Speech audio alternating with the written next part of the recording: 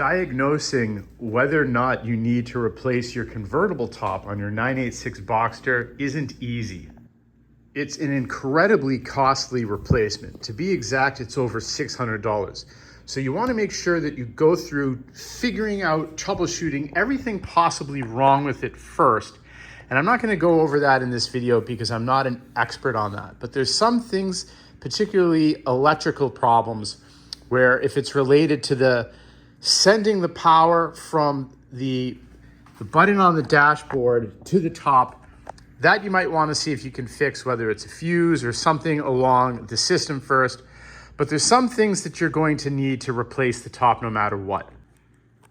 If the top is leaking or has holes in it, it's probably likely you're going to want to buy an entire new roof if you can't patch it. And definitely mold issues. If the top has mold, you're going to need to replace the whole thing.